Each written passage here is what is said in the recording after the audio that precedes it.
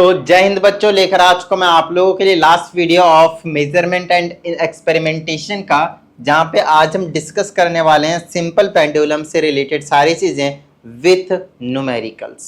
So let's start with simple pendulum. तो सबसे पहले हम देख लेते हैं कि जो सिंपल पेंडुलम है वो होता क्या है, ठीक है ना। और उससे भी पहले मैं आप लोगों को थोड़ा बहुत आइडिया दे देता हूं कि सिंपल पेंडुलम को हम कई सालों से 2-3 साल पहले से ही यूज कर रहे हैं टाइम के मेजरमेंट के लिए, वो भी एक्यूरेट मेजरमेंट के लिए, ठीक है। दूसरी चीज, आप लोगों ने टाइम इस सिंपल पेंडुलम का यूज देखा होगा। आप सबसे बिल्कुल सिंपल से बता रहा हूं मैं, अम्यूजमेंट पार्क आपने देखा होगा झूले वगैरह के लिए। क्या होता है उसमें समझा दूंगा कैसे यूज होता है। अभी जो बता रहा हूँ ना यूजेस, वहां पे किस तरह यूज होता है वो भी आपको समझ में आ जाएगी। अगली चीज है सिस्मोमीटर्स में भी हम इसको यूज करते हैं। सिस्मोमीटर क्या होता है? अर्थक्वेक को मेजर करने के लिए, उस वाले डिवाइस के लिए। एजुकेशनल पर्पस में भी हम इसको यूज करते हैं, जैसे कि आप लोगों ने देखा होगा जब हमें कोई पीरियोडिक मोशन समझाना होता है तो उस टाइम पे सिंपल पेंडुलम का हम एग्जांपल लेते हैं। म्यूजिकल इंस्ट्रूमेंट में भी इसका बहुत ही अच्छे तरीके से यूज करते हैं, अगेन पीरियोडिक मोशंस के लिए, ठीक है ना। तो कुछ इस तरह के यूजेस आपको जरूर देखने को मिलते हैं सिंपल पेंडुलम के। लेकिन सिंपल पेंडुलम का कंस्ट्रक्शन क्या है, क्या होता है, किस तरह के उसको बनाया जाता है, किस तरह से जनरली यहाँ पे जो डील करेंगे वो टाइम पीरियड होता है सिंपल पेंडुलम, उन सारी चीजों को आज हम यहाँ पे डिस्कस करने वाले हैं विथ ग्राफ एंड न्यूमेरिकल्स, ठीक है। तो चलिए स्टार्ट कर देते हैं फटाफट। देखिए सिंपल पेंडुलम क्या होता है, कहा जाता है एक आइडियल सिंपल पेंडुलम जो होता है उसके पास क्या होता है, एक हैवी मास होता है जो टाई किया हुआ रहता है एक एंड पे और perfectly flexible inextensible and massless string से। कहा जाता है एक छोटा सा कोई मास होता है, हैवी मास होता है आपके पास, कोई पॉइंट साइज का, मतलब छोटा रहता है लेकिन हैवी रहता है, ठीक है ना। उसे एक स्ट्रिंग से टाई कर दिया जाता है एक एंड से, ठीक है, उसे फ्रीली छोड़ दिया जाता है। साथ ही वो जो स्ट्रिंग होनी चाहिए वो मासलेस होनी चाहिए, इनएक्सटेंसिबल होनी चाहिए, साथ में फ्लेक्सिबल भी होनी चाहिए। तो कुछ इस तरह की जो कहानी है वो आपके पास होनी चाहिए, किसके लिए? सिंपल पेंडुलम के लिए कंडीशन। हालांकि ऐसा पॉसिबल नहीं है। अब बोलेंगे सर स्ट्रिंग है तो मासलेस होना चाहिए। यार मासलेस कैसे स्ट्रिंग हो? ये कुछ ना कुछ उसका मास तो होगा ही ना, ऐसा तो नहीं है कि मास नहीं होगा। तो मास कुछ ना कुछ उसका जरूर होगा, ठीक है। चलिए ओके, परफेक्टली तो आपको कुछ भी नहीं मिलने वाला यहाँ पे, ठीक है, लेकिन ठीक है लगभग नियर बाई कंडीशन तक जो है हमें वो पहुंचकर और सारी चीजें उसके बारे में हमें क्या करना है, डील करना है। Okay let's start with directly कि इसका कंस्ट्रक्शन कैसे किया जाएगा।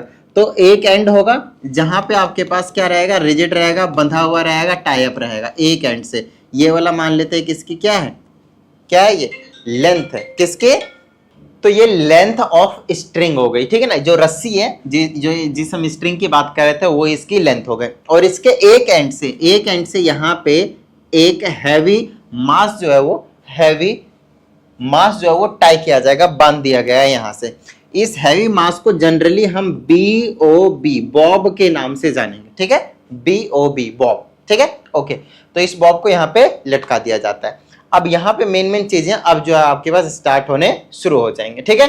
चलिए तो अब हम इसकी बात करेंगे। एक एंड से टाई अप है इधर से और एक एंड में हमने बांध रखा है क्या, बॉब, जो कुछ हैवी मास है, ठीक है। जनरली हम कंसीडर कर रहे हैं कि ये जो लेंथ ऑफ स्ट्रिंग है वो कितनी भी, वो कोई टेंशन वाली बात नहीं है, लेकिन ये कहीं ना कहीं लगभग मासलेस है, ना के बराबर इसका मास है, ठीक है ना, ऐसा हम मानकर चल रहे हैं।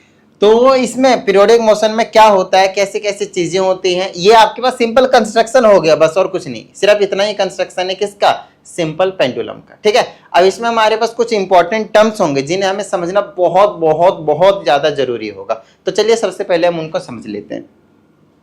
अगर आप इस बॉब को किसी एक एंड पे, मान लेते हैं कि यहां तक आप लाए, ठीक है ना, और छोड़ दिए, तो क्या होता है ये, इसके बाद ये यहां पे इधर आएगा यहां तक, फिर इधर आएगा, फिर इधर आएगा, फिर इधर आएगा, फिर इधर आएगा, और ये कुछ इसी तरह का जो मोशन है वो करता ही रहेगा। आ गई बात समझ में?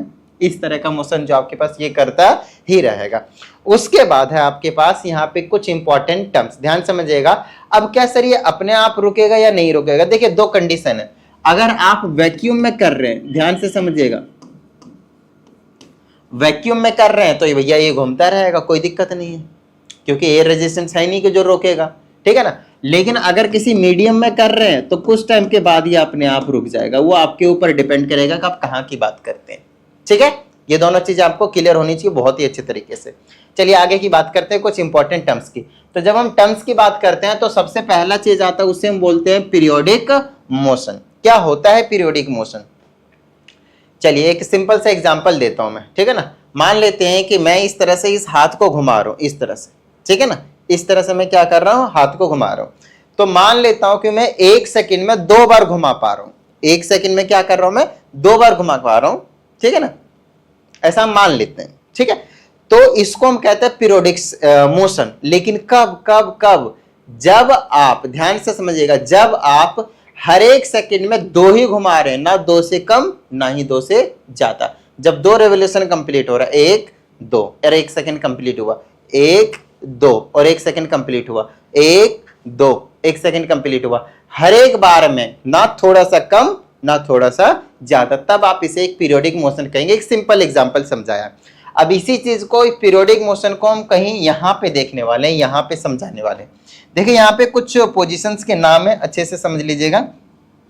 ये जो पोजीशन होती है जहां पे ये रेस्ट के पोजीशन पे लाई कर सकता है, उसे हम कहते हैं mean position, MEAN, mean position, ठीक है। उसके बाद हम इस वाले पॉइंट को मान लेते हैं, इसको हम A कह देते हैं, ठीक है, इसको हम B कह देते हैं और इसको हम C कह देते हैं।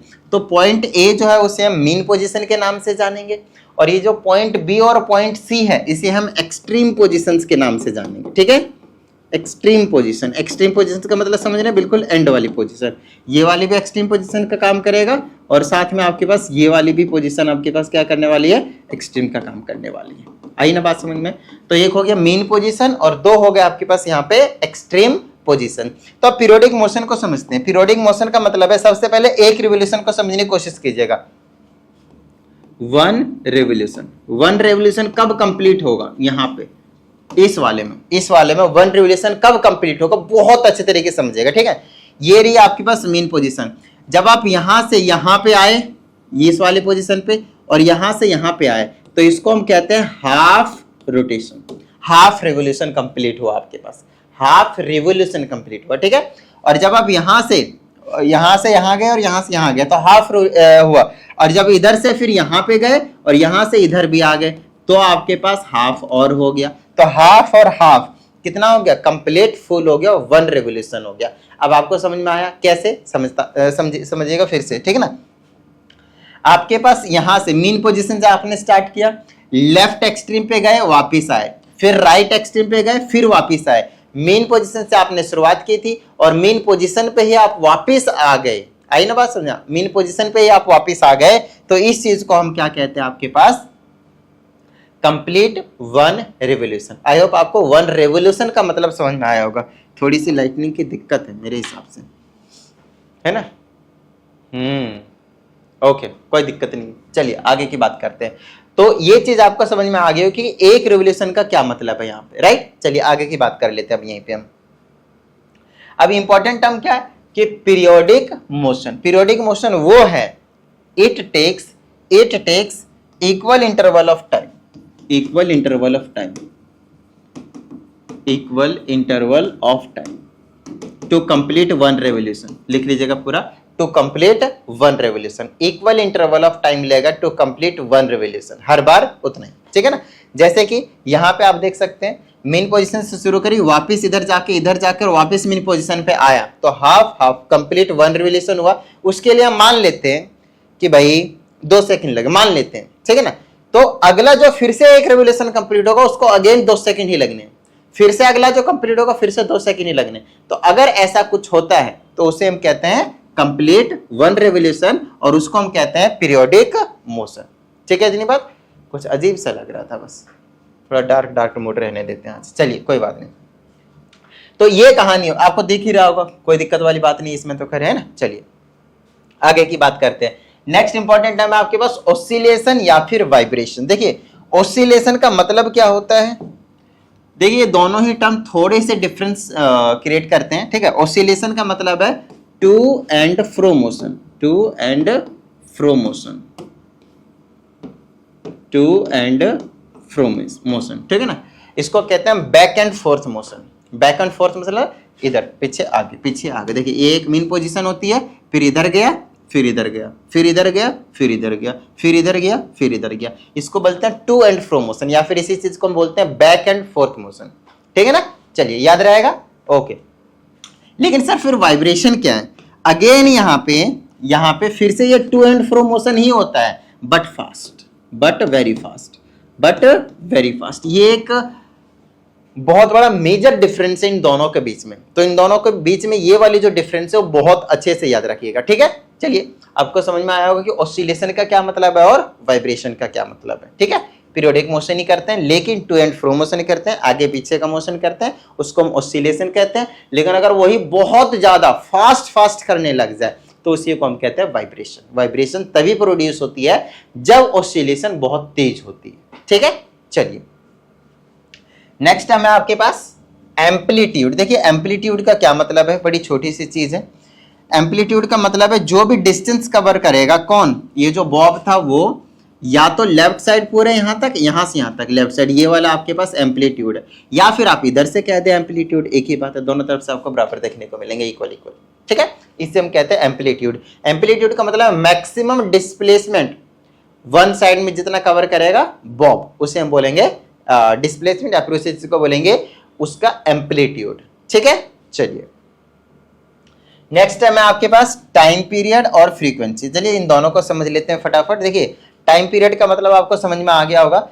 टाइम पीरियड का मतलब है एक रिवोल्यूशन को कंप्लीट करने में कितना टाइम लग रहा है, that is your time period of the simple pendulum. आइए बात समझ में, एक रेवोल्यूशन को यहां से शुरू करेगा, जाएगा इधर, फिर यहां आएगा, फिर इधर जाएगा, फिर वापस आएगा अपने मेन पोजीशन पे। तो अगर इतना कर लेता है तो जितना उसका टाइम लगता है तो उस सिंपल पेंडुलम का टाइम पीरियड कहलाएगा। वो डिपेंड करता रहेगा कि लेंथ कितनी है, ग्रेविटी कितनी है ना, कौन सी जगह पे रखी गई है, अर्थ पे है, मून पे है, दूसरे प्लेनेट पे, कहीं और है, इधर है, स्पेस पे। तो डिपेंड क्योंकि ग्रेविटी पे डिपेंड करती है। ठीक है ना, तो उस पर डिपेंड करेगा, सबका टाइम पीरियड अलग अलग आएगा। लेंथ चेंज कर देंगे तो आपका टाइम पीरियड अलग हो जाएगा एक रिवोल्यूशन का।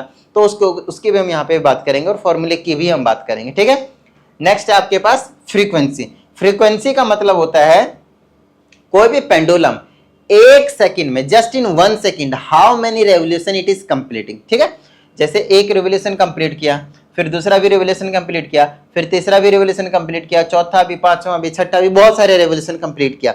लेकिन मेरी बात ध्यान से सुनिएगा, एक सेकंड में कितने रेवोल्यूशन कंप्लीट किए, that is called frequency. Frequency को हम जनरली एफ से रिप्रेजेंट करते हैं, आप न्यू से भी कर सकते हैं। देखिए जनरली एफ से करते हैं, नहीं तो आप इस वाले सिंबल से न्यू से भी कर सकते हैं। इसका फॉर्मूला होता है 1 में टाइम पीरियड। ऐसा यूनिट आप सेकंड इनवर्स बोल सकते हैं, नहीं तो आप हर्ट्ज बोल सकते हैं, हर्ट्ज, HERTZ, हर्ट्ज। ठीक है, चलिए तो आई होप आप लोगों को ये जो इंपॉर्टेंट टर्म्स थे आपको वो क्लियर हो गए होंगे सारे के सारे related to simple pendulum. Got it? चलिए आगे की हम बात कर लेते हैं। नेक्स्ट है आपके पास time period of simple pendulum. बहुत अच्छे तरीके से समझिएगा, time period of simple pendulum बहुत ज्यादा इंपॉर्टेंट, इसके बेस पे आपको न्यूमेरिकल्स भी देखने को मिलेंगे। देखिए डेरिवेशन आपके सिलेबस में इंक्लूडेड है नहीं, तो मैं डायरेक्टली आप लोगों को बता देता हूँ कि जो टाइम पीरियड का फॉर्मूला होता है वो होता है 2π और अंडर रूट में L और अपॉन में G, ये दोनों रूट के अंदर में होते हैं। ठीक है, ये आपके पास टाइम पीरियड है, जिसमें से आपके पास क्या है, ये आपके पास T आपके पास टाइम पीरियड है, इस तरह से आपको मेंशन करना है। ठीक है ना, time period of simple pendulum, of simple pendulum. चलिए एक तो ये हो गया T, और दूसरी चीज क्या है आपके पास, 2 पता है कांस्टेंट नंबर है, पाई आपको पता है, पाई की वैल्यू होती है 22/7 कांस्टेंट नंबर है, राइट।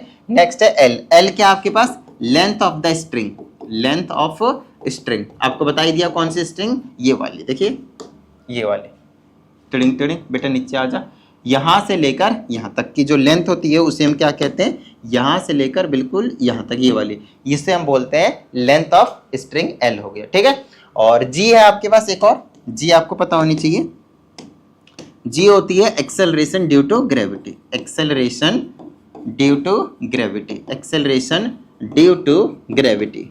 वैसे तो ये कांस्टेंट होता है बट ये चेंज भी हो सकता है। देखिए हम इसका क्या मतलब है, वैसे तो ये कांस्टेंट होता है लेकिन ये चेंज भी हो सकता है। अगर आप अर्थ के सरफेस की बात करेंगे तो वो कांस्टेंट है, अगर आप वहीं पे मून के सरफेस की बात कर लेंगे तो वो चेंज हो जाएगा। मतलब ये प्लेस टू प्लेस चेंज हो सकता है। ठीक है ना, तो हम जनरली अर्थ की बात करेंगे भाई, तो अर्थ पे जो ग्रेविटी होती है जी की वैल्यू, स्मॉल जी की वैल्यू, उसे हम बोलते हैं 9.8 और यूनिट वही होती है जो सिंपल एक्सेलरेशन की होती है, मीटर पर सेकेंड स्क्वायर। ठीक है, तो acceleration due to gravity is 9.8 metre per second square, याद रखिएगा। आई ना बात समझ में? ठीक है, तो ये आई होप आपको टाइम पीरियड का फॉर्मूला तुरंत रट गया होगा, तुरंत बिल्कुल दिमाग में बिठा लीजिए, सेट कर लीजिए इसको। ठीक है, चलिए, क्योंकि इसके बेस पे हम आगे सारी चीजों के बारे में बात करने वाले हैं अच्छे से। ठीक है, चलिए नेक्स्ट है आपके पास factors affecting the time period. तो टाइम पीरियड को कौन कौन अफेक्ट करता है? तो आपने अभी अभी देखा कि फॉर्मूले में जो आता है वो आता है 2 पाई अंडर रूट L/G। देखिए ये तो कॉन्स्टेंट है, इसको छोड़ दीजिए। और कौन कौन इफेक्ट करेगा? लेंथ ऑफ द स्ट्रिंग और दूसरी चीज जी, एक्सेलरेशन ड्यू टू ग्रेविटी। ये दोनों चीजें के ऊपर जो है वो डिपेंड करता है। तो टाइम पीरियड जो है वो डायरेक्टली डिपेंड करता है स्क्वायर रूट ऑफ लेंथ के, और ग्रेविटी के क्या है? डायरेक्ट इनवर्सली प्रोपोर्शनल करता है स्क्वायर रूट ऑफ जी के। देख सकते हैं एल ऊपर था इसलिए डायरेक्टली प्रोपोर्शनल, रूट लगा था रूट लगा दिया। जी नीचे था इसलिए इनवर्सली प्रोपोर्शनल कहते हैं जब नीचे रहता है रेसिप्रोकल में, और रूट था तो रूट लगा दिया। कुछ इस तरह से डिपेंड करता है। इसका मतलब ये है कि अगर लेंथ बढ़ जाएगी तो टाइम पीरियड भी बढ़ जाएगा। दूसरी चीज, अगर जी की वैल्यू बढ़ जाएगी तो टाइम पीरियड कम हो जाएगा, और इसी एंड वाइस वर्सा, इसी चीज का आप उल्टा भी बोल सकते हैं। दिमाग में बिठा लीजिए। ठीक है, डायरेक्टली प्रोपोर्शनल का मतलब है एक चीज बढ़ेगी दूसरी भी बढ़ेगी, और इनवर्सली का मतलब है एक चीज बढ़ेगी तो दूसरी चीज घटेगी। दिमाग में फिट कर लीजिए इसको। समझ में आ गई होगी इतनी बात? डन है। चलिए अगली चीज है, किस चीज पे डिपेंड नहीं करता है? कौन? टाइम पीरियड, कि कितना टाइम लगेगा एक सिंपल पेंडुलम को। ठीक है, चलिए उस पर बिल्कुल भी डिपेंड नहीं करता है कि आपका बॉब मास जो था, बॉब का जो मास था वो कितना था। आपको बताया मैंने, ये वाली जो बॉब है, ये वाले यहाँ ये वाले, तो ये जो बॉब है वो 50 ग्राम का है या 2 किलो का, उससे कुछ भी फर्क नहीं पड़ता भाई, ध्यान समझिएगा। टाइम पीरियड जितना लगता था उतना ही लगेगा। यस, दिमाग में फिट कर लीजिए। ये क्वेश्चन आपके मतलब एग्जामिनेशन में जरूर से जरूर पूछा जा सकता है। ठीक है ना, कि अगर पहले 5 ग्राम का लिया था हमने बॉब, बाद में हमने उसको 10 ग्राम से रिप्लेस कर दिया, and initially its time period was let's say 1.5 second, then what is the time period when it is replaced by a 10 gram of bob? Again it will be 1.5 second. Time period पे कुछ भी फर्क नहीं पड़ेगा। ठीक है ना, अब यहाँ पे देख भी सकते हैं फॉर्मूले में कि इस फॉर्मूले में कहीं पे भी मास नहीं आ रहा है कि डायरेक्टली या इनवर्सली डिपेंड कर रहा है। मास का कुछ भी इफेक्ट नहीं पड़ता है। ठीक है, ये सारी चीजें आपको एक्सपेरिमेंट चीजों से पता चल जाता है। और साथ ही आपके ऊपर इस पे भी बिल्कुल भी कुछ डिपेंड नहीं करता कि भाई वो जो बॉब था वो किस मटेरियल से बना है, कि लोहे का बना है, कि पत्थर का बना है, कि स्टील का बना है, कि कॉपर का बना है, कि सोने का बना है, कि चांदी का बना है, कि डायमंड, कुछ भी फर्क नहीं पड़ता किस मटेरियल से बना हुआ है। ठीक है, चलिए नेक्स्ट आपके पास एम्पलीट्यूड पे डिपेंड नहीं करता भाई। एम्पलीट्यूड आपको बता ही दिया, एम्पलीट्यूड जो है वो हमने आपको बता ही दिया। अब चीजों को समझिएगा, हम क्या कह रहे हैं वो यहाँ पे समझा रहे हैं, अच्छे समझिएगा। हमने बोला यहाँ पे लाया, आपने यहाँ पे लाया और फिर आपने छोड़ा, फिर यहाँ जाएगा, फिर यहाँ मतलब ऐसे गया, यहाँ आया, वापस गया, वापस आया। तो मान लेते हैं कि 1 सेकेंड लगा। अब हमने आपसे क्या बोला पता है? आप इसको यहां से लाकर यहीं तक रखिए, फिर छोड़ दीजिए, यहां आएगा, फिर यहां तक जाएगा, फिर वापस आ जाएगा। जितना टाइम पहले वाले केस में लगा था उतना ही टाइम दूसरे वाले केस में भी लगेगा। बोले सर हमने तो पहले ही छोड़ दिया तो टाइम तो अब कम लगना चाहिए। ऐसा नहीं है भाई, सिर्फ एम्पलीट्यूड पे डिपेंड नहीं कर रहा है, उस पे लेंथ है और साथ में ग्रेविटी है। अब जितना ऊपर लेकर जाओगे ग्रेविटी और भी ज्यादा तेजी से एक्ट कर रहा है भाई, तो टाइम को क्या करते रहो, मैनेज करते रहे। चीजें समझ में आ रही है? तो एम्पलीट्यूड आप कितना भी लेकर जाएंगे उस पे आपका जो time period of simple pendulum है वो बिल्कुल भी डिपेंड नहीं करेगा। पहले पड़ गई बात? ठीक है, चलिए बहुत अच्छी बात है। नेक्स्ट है आपके पास graph between length and time period. तो आपको एक्स एक्सिस में टाइम पीरियड रख दीजिएगा, वाई एक्सिस में लेंथ ऑफ द स्ट्रिंग रख दीजिएगा। जिस हिसाब से आप लेंथ बढ़ाएंगे, टाइम पीरियड बढ़ाएंगे, उस हिसाब से देखिएगा इस तरह से इसका ग्राफ निकल कर आता है। एक अगर मान लेते कुछ ये लिया तो ये थोड़ा सा ज्यादा आ जाता है, ये थोड़ा सा और बढ़ाए तो ये और बढ़ जाता है, थोड़ा सा और बढ़ाए तो ये कुछ ज्यादा ही बढ़ जाता है, थोड़ा और बढ़ाए तो और भी बढ़ जाता है। तो इसका ग्राफ कुछ इस तरह से निकल कर आता है, इस तरह से कर्व टाइप का। कर्व मिलता है आपको, कर्व मिलता है जब आप किसके बीच में ग्राफ बनाते हैं, length of the string and T is your time period of the simple pendulum. ठीक है, चलिए दूसरा है इसी का ही, लेकिन टाइम का हमने क्या कर दिया स्क्वायर, इसको आप ऐसे भी लिख सकते हैं अंडर रूट एल और टी एंड टी। तो इसका मतलब तो यही है कि स्क्वायर को इसमें रूट लगा दो या फिर इसका जो रूट था उसको इसमें स्क्वायर कर दो, इन दोनों का मतलब सेम चीज है। ठीक है ना, लेकिन अगर ऐसा कुछ कर देते हैं तो ये जो कर्व है वो स्ट्रेट लाइन में बदल जाती है। अब की बार ग्राफ ऐसे जाता है, बिल्कुल स्ट्रेट लाइन। ये जो दो ग्राफ है वो बहुत ज्यादा इंपॉर्टेंट है, आपसे पूछा जा सकता है, बहुत अच्छे तरीके से याद रखिएगा। ठीक है, फिर ये सेम रेशियो में जाने लगते हैं, सेम रेशियो में ऐसे करके, ये सेम से इसमें कम ज्यादा हो रहा था। देखिए ये यहाँ था तो ये वाला यहाँ आगे, देखिए कितना यहाँ कम डिस्टेंस, यहाँ ज्यादा है, लेकिन यहाँ पे जितना उतना ही यहाँ पे, फिर यहाँ पे जितना उतना ही यहाँ पे। तो ऐसे करके फिर ये वाले पॉइंट इस तरह से जुड़ते जाते हैं, आपके पास एक स्ट्रेट लाइन का ग्राफ जो है वो देखने को मिल जाता है। आई होप आपको ये दोनों चीजें बहुत अच्छे तरीके से समझ में आ गए होंगे। ठीक है, अभी तक जितनी भी सारी चीजें हमने आपको बताया उसे हम कहते हैं कॉन्सेप्ट्स। आगे बता देते हैं क्या है, आगे हमारे पास है न्यूमेरिकल्स, और बिना न्यूमेरिकल का आपका कंसेप्ट बहुत अच्छे तरीके से क्लियर नहीं होगा, इस बात का ध्यान रहे। ठीक है ना, चलिए आगे की बात कर लेते हैं। अगर आप लोगों को किसी भी कंसेप्ट में किसी भी तरह का कोई भी डाउट आता है तो 7428525669 इट्स व्हाट्सएप नंबर पे आपको क्या करना है, अपने डाउट को क्या करना है, सेंड कर देना है। आपको एक प्रॉपर जो वीडियो सॉल्यूशन है वो देखने को मिल जाएगा। ठीक है, चलिए अगर उसके बाद भी आप लोगों को किसी भी तरह की कोई प्रॉब्लम होती है तो मैं रिकमेंड करूंगा आप लोगों को पर्सनल ऑनलाइन क्लास। ठीक है ना, जहाँ पे मैं आप लोगों के साथ बैठूंगा पूरे 1 घंटे, और उस 1 घंटे के इंटरवल में आपके जितने भी कंसेप्ट्स क्लियर नहीं होंगे उसे हम क्लियर करवा देंगे, जितने भी डाउट्स होंगे उसे हम आपको सॉल्व करवा देंगे। ठीक है, चलिए उम्मीद करते हैं आपको क्लास जो पसंद आ रहा होगा, सारी चीजें समझ में आ रही होंगी, चीजें मेन चीज ये है। ठीक है ना, चलिए आगे की बात करते हैं। कैलकुलेट टाइम पीरियड ऑफ बिल्कुल सिंपल सा क्वेश्चन दिया हुआ है कि टाइम पीरियड निकालना है। तो फटाफट सबसे पहले आप टाइम पीरियड का फॉर्मूला लिख दें भाई, 2π√L/g, खत्म बात, रट लीजिए, बिल्कुल दिमाग में सेट कर लीजिए, बिल्कुल फिट कर लीजिए एकदम कैडी तरीके से। चलिए तो टाइम पीरियड निकालेंगे तो आपको 2 पता है, पाई की वैल्यू 22/7 होती है पता है, अंडर रूट में एल कितना दे रखा है देख लीजिए डायरेक्टली क्वेश्चन, 1.5 मीटर, ऐसा यूनिट में ही रखिएगा हमेशा 1.45। ठीक है, डिवाइडेड बाय में जी की वैल्यू कितनी है आपके पास 9.8।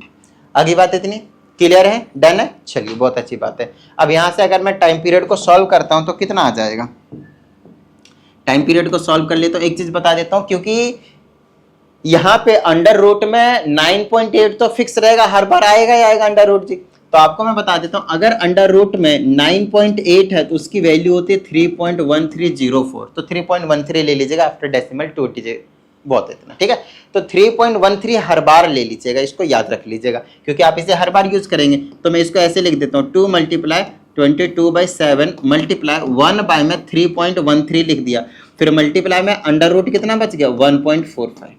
इस तरह से हम थोड़ा सा कैलकुलेशन को इजी कर लिया करेंगे। ठीक है, देखिए न्यूमेरिकल वाले पोर्शन को देखना बहुत ज्यादा इंपॉर्टेंट हो जाता है, क्योंकि एक आधे ऐसे न्यूमेरिकल आ जाते हैं जहां पे एक आधा कुछ नया कंसेप्ट पता चल जाता है आपको। और मैं आपको बताऊं, जो कंसेप्ट देकर वीडियो छोड़ देते हैं ना वो थोड़े से पीछे रह जाते हैं उनके मुकाबले जो न्यूमेरिकल्स की प्रैक्टिस करते हैं, ये सच्चाई है, लिख लीजिए इसको। ठीक है, चलिए आगे की बात करते हैं। इसको सॉल्व करेंगे, डेसिमल हटाइए, नीचे 100 आ जाएगा। ठीक है ना, तो अब इसको कैसे सॉल्व करेंगे, तो ये देखिए टाइम पीरियड, ये सॉल्व करना भी यहाँ पे आप सीखते हैं, कई सारी चीजें नई चीजें सीखते हैं, क्योंकि टीचर को बहुत सारे तरीके पता होते हैं भाई, है ना, आपको क्या पता कोई नया तरीका पता चल जाए सोल्व करने का। चलिए तो यहाँ पे अंडर रूट तो 145 बचा ही बचा, लेकिन रूट 100 ये रूट पूरे में है ना, तो रूट 100 का कितना होता है 10। तो अब आपको कुछ नहीं करना, सिर्फ इसको सॉल्व करना है, अंडर रूट 145, तो अंडर रूट 145 का आपको स्क्वायर रूट निकालना आना चाहिए भाई, सिखा दिया मैंने आप लोगों को, बट फिर से सिखा देते हैं। राइट साइड से आपको जोड़ी बनानी होती थी, याद कीजिए राइट साइड से। वैसे एक अंदाजा से सबसे पहले आपको बताता हूं कि आपको एक बार गैस कर लेना कि ये जो नंबर है वो किसके किसके बीच में आएगा, तो कहीं ना कहीं मिस्टेक के चांसेस ना बहुत ज्यादा कम हो जाएंगे, रिड्यूस हो जाएंगे। समझाता हूं कैसे। आप दो ऐसे परफेक्ट स्क्वायर नंबर ढूंढिए जिनके बीच में ये लाई कर रहा होगा, जैसे कि 12 का स्क्वायर कितना होगा 144, और 13 का स्क्वायर कितना होगा 169। ये 144 के बहुत ज्यादा क्लोज नहीं है 145, तो इसका आंसर कुछ नहीं, तो मेरे पास 12.01 या फिर 1 अप्रोक्सीमेटली 05 ले लेता हूँ, इसके आसपास लाई करेगा। अगर आप इसका 12 भी ले लें तो लास्ट में आंसर में अप्रोक्स में लिख देंगे तो काम चल जाएगा आपके पास। तो इस तरह से वैल्यू आप लेकर और चीजों को बहुत अच्छे तरीके से सॉल्व कर सकते हैं। आई ना बात समझ में? तो ये एक नया मतलब सिंपल सा तरीका होता है सॉल्व करने का। मान लेता कि ये अगर 150 होता, 150 होता, तो 144 के अभी भी नियर बाय लाई कर रहा है और 169 से थोड़ा काफी दूर है, तो इसको मैं क्या कहूंगा, 12.33 के आसपास लाई करेगा भाई, तो 12.3 ले लीजिएगा √150 का, है ना। ये थोड़ा सा टेक्निक होता है और कुछ नहीं, ठीक है ना। चलिए, तो टाइम पीरियड हो जाएगा आपके पास 2 × 22/7 मल्टीप्लाई 1/3.13 मल्टीप्लाई, इसके जगह मैं सिंपली 12 ले लेता हूँ, चलो 12 ले लेता हूँ, ठीक है ना, 12/10। अब इसको आप सॉल्व कर ही लेंगे ना भाई, नीचे से डेसिमल हटाओ, ऊपर डबल जीरो लग जाएगा, एक जीरो से एक जीरो को काट दीजिए, ए भाई तू नहीं, ठीक है ना। उसके बाद जो भी आता है आप ऊपर को मल्टीप्लाई करते हैं, 2 × 22 मल्टीप्लाई ऊपर 10 बचा, मल्टीप्लाई 12 बचा, और नीचे 7 मल्टीप्लाई 313 बचा। देखिए कुछ भी हो आपको यहाँ पे थोड़ी बहुत कैलकुलेशन जो है वो अच्छे से आनी चाहिए। ऊपर से ऊपर वाले को मल्टीप्लाई कर दीजिए, नीचे से नीचे वाले को मल्टीप्लाई कर दीजिए, और ऊपर वाले को नीचे वाले से डिवाइड कर दीजिए, जो हमेशा आप नॉर्मल डिवीजन करते हैं, मल्टीप्लिकेशन डिवीजन। जो भी आंसर आएगा वो आपके पास सेकंड्स में आंसर आ जाएगा, किसमें, सेकंड्स में, ठीक है ना। एसआई यूनिट, टाइम का एसआई यूनिट क्या आपके पास, सेकंड में, ठीक है ना। लेंथ का हमेशा किसमें लेना है, मीटर में, एसआई यूनिट, ठीक है। चलिए, ये एक तरीका होता है जिससे आप बहुत ही आसानी से करके आई कैलकुलेशन, तो आपको देखिए नॉर्मल करनी ही पड़ेगी, चाहे वो कैसा भी न्यूमेरिकल, ठीक है। चलिए, नेक्स्ट आपके पास calculate the time period of a simple pendulum of length. अब की बार लेंथ दे रखा है 1.12 मीटर, लेंथ दे रखा है आपके पास 1.12 metre on the surface of moon. देखिए कितनी प्यारी बात कही गई है इस न्यूमेरिकल में कही गई है कि आपको टाइम पीरियड निकालना तो है, लेकिन अर्थ के सरफेस पे नहीं। लास्ट वाला क्वेश्चन था वो अर्थ के सरफेस पे था, क्योंकि जी की वैल्यू 9.8 थी, जो भी हमने आपको समझाया भी था। लेकिन अब की बार किसकी बात कर रहे हैं, मून की, ठीक है ना। मून के सरफेस पे कितनी आपके पास इसका टाइम पीरियड निकल कर आने वाला है। तो देखिए मैं आपको समझा देता हूँ। आपको एक चीज याद रखनी है कि ग्रेविटी ऑन मून जो होता है वो ग्रेविटी ऑफ अर्थ के 1/6 होता है। इसका मतलब ये है कि जितनी ग्रेविटी आपके पास अर्थ पे थी 9.8, उसको अगर आपने 6 से डिवाइड कर दिया तो जितनी आएगी वही ग्रेविटी होती है मून पे, ठीक है ना। तो ये तो होती है 9.8 डिवाइडेड बाई 6, तो ये ऑलमोस्ट कितना होता है 1.63 के अप्रोक्सीमेटली निकल कर आ जाता है जी की वैल्यू, किस पे, मून के सरफेस पे। तो अब जी के जगह पे आपको 1.63 यूज करना है इंस्टेड ऑफ 9.8, ठीक है ना।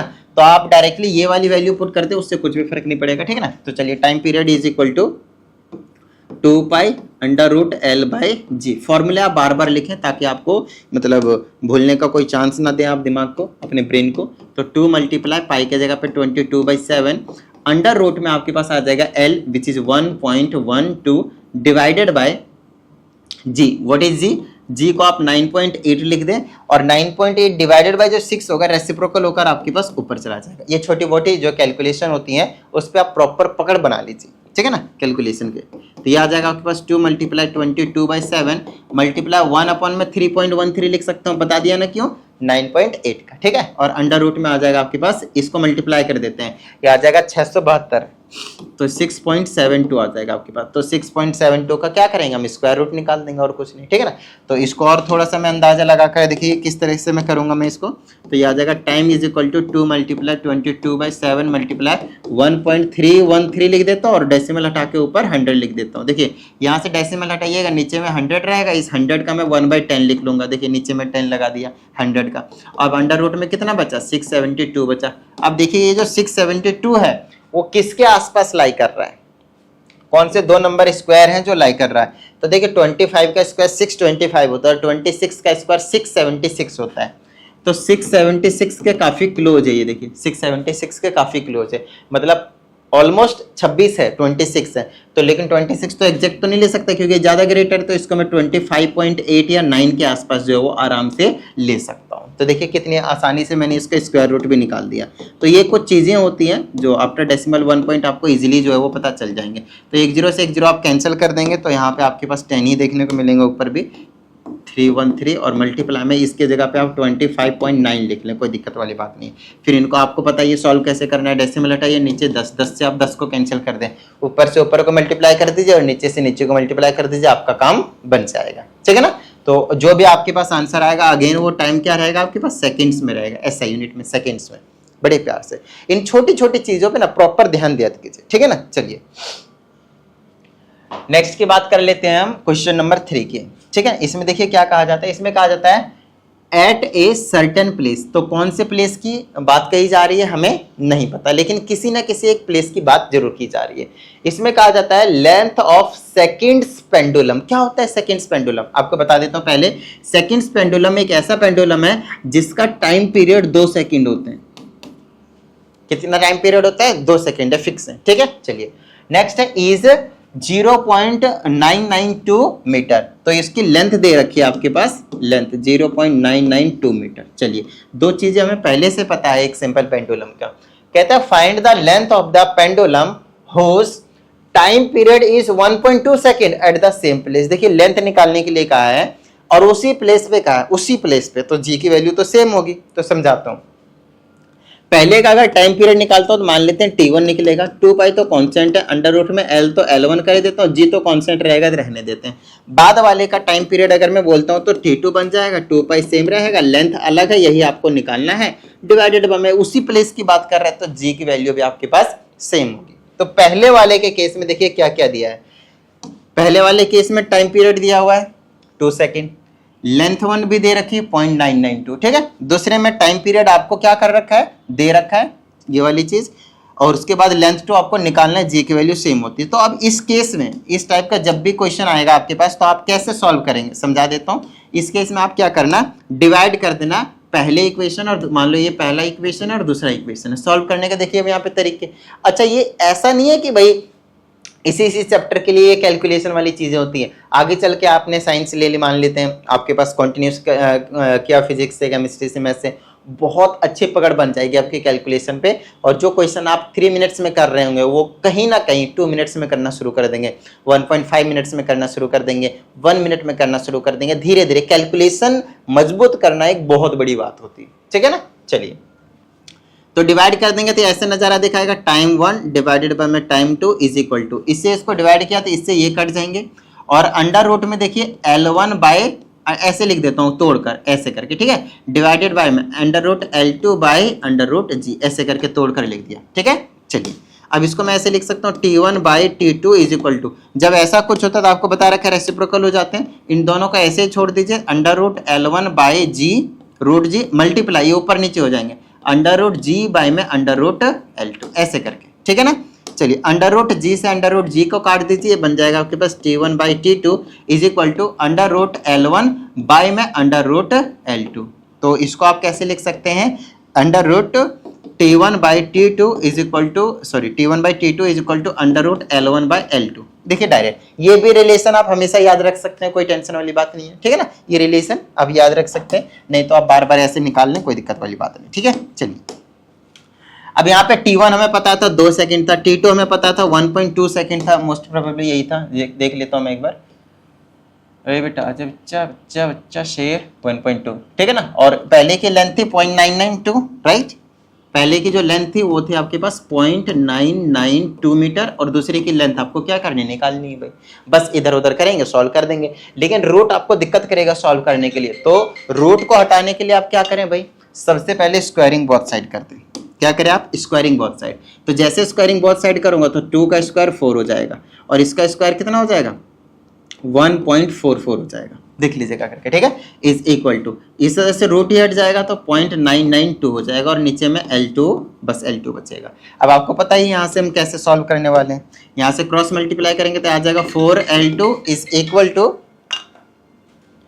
इक्वल टू 0.992 मल्टीप्लाई 1.44, ठीक है। तो ये आ जाएगा आपके पास L2 is equal to 0.992 multiply 1.44, और ये 4 जो मल्टीप्लाई में वो चला जाएगा आपके पास डिवाइड में। बस आपको इसको सॉल्व करना है, इनको मल्टीप्लाई करके उसको 4 से डिवाइड कर दीजिए, आपके पास जो भी रिजल्ट आएगा ध्यान रहे वो आएगा आपके पास मीटर में, कहीं पता चले आप सेंटीमीटर में लिख दो, नहीं, ऐसा यूनिट में सारी चीजें लेनी है, ऐसा यूनिट में आपको सारे आंसर लिखने भी हैं, ठीक है। इतनी बात डन है। चलिए ये कहानी हो गई आपके पास क्वेश्चन नंबर 3 की। आगे चलते हैं, कैलकुलेशन पे थोड़ी सी पकड़ बनाइए, सारी चीजें आपको आसान से लगेंगे, ठीक है। चलिए लास्ट न्यूमेरिकल की बात करते हैं। The time period of 2 pendulums, इतना। जब भी इस टाइप का क्वेश्चन आए तो मतलब यही वाला रिलेशन अभी हम यूज करने वाले हैं जो अभी हमने आपके सामने ड्राइव किया, T1/T2 is equal to √L1/L2। जब दो पेंडुलम के टाइम पीरियड्स दिए होते हैं ना तो T1/T2 वाला, ठीक है ना। चलिए दे रखा है तो मैं डायरेक्टली लिख भी देता हूँ इसे में, तो ऐसा लिख देंगे 1.44 डिवाइडेड बाय में दूसरा वाला टाइम पीरियड कितना है 0.36 is equal to under root में calculate the ratio of their length assuming that they are at the same place. अगर वो दोनों ही सेम जगह पे, तो जी की वैल्यू तो सेम है भाई, सेम प्लेस की होती है तभी ये वाली यूज करनी है, ठीक है ना। तो जी की वैल्यू सेम होती है तो ये वाली डायरेक्टली आप यूज कर सकते हैं। हमें वैसे भी इनका रेशियो चाहिए तो L1/L2 चाहिए और कुछ नहीं, L1/L2 चाहिए। तो स्क्वायर को दोनों साइड स्क्वायरिंग कर दीजिए क्योंकि L1/L2 चाहिए, ठीक है ना। तो इसको स्क्वायरिंग करेंगे तो 1.44 मल्टीप्लाई 1.44 दो बार मल्टीप्लाई में लिख दिया। इसको भी वैसा ही कर दीजिए 0.36 मल्टीप्लाई 0.36, ठीक है। इस इक्वल टू में क्या बचा L1/L2। इन दोनों का ही रेशियो निकालना था, L1/L2 ही निकालना था आपको और कुछ नहीं। चलिए अब इसको सॉल्व कर देते हैं। थोड़ा सा आपको ये मेरे हिसाब से एक परफेक्ट नंबर आएगा, डेसिमल वगैरह यहाँ पे आपको देखने को नहीं मिलेंगे, ठीक है ना, क्योंकि रेशियो है। चलिए सॉल्व कर देता हूँ। थोड़ा सा मैं इसको इस डेसिमल से इस डेसिमल को काट दीजिए। बोलिए क्यों, मैं आपको समझाता हूँ। देखिए अगर आप यहाँ से डेसिमल हटाएंगे तो नीचे 100 आएगा, यहाँ से डेसिमल हटाएंगे तो ऊपर 100 जाएगा, 100 से 100 कट जाएगा। सेम कंसेप्ट आप यहाँ के लिए लगा सकते हैं। अब आप काटापीटी कर दें। 36 दूना 72 दूना 44, 36 चौके 36 4 जब 144 होता है। फिर से इसको आप 144 में काट दें तो ऊपर बना 4 चौके 16, नीचे क्या बचा 1। तो रेशियो कितना आ गया L1/L2 का 16:1। बस यही आपके से क्या पूछा गया था, L1 और L2 का रेशियो। बताइए किसी भी तरह की कोई दिक्कत मेरे हिसाब से तो नहीं होनी चाहिए, राइट। चलिए उम्मीद करते हैं आप सभी को सारी चीजें समझ में आ गई होंगे। और अगर ऐसा है तो फटाफट वीडियो को लाइक कर दीजिए। साथ ही अगर आप इस चैनल पर एक नए स्टूडेंट है तो चैनल को सब्सक्राइब करके बेल आइकन को जरूर प्रेस कीजिएगा। चलिए मिलते हैं अगली वीडियो में, प्रैक्टिस करते रहिएगा। जय हिंद।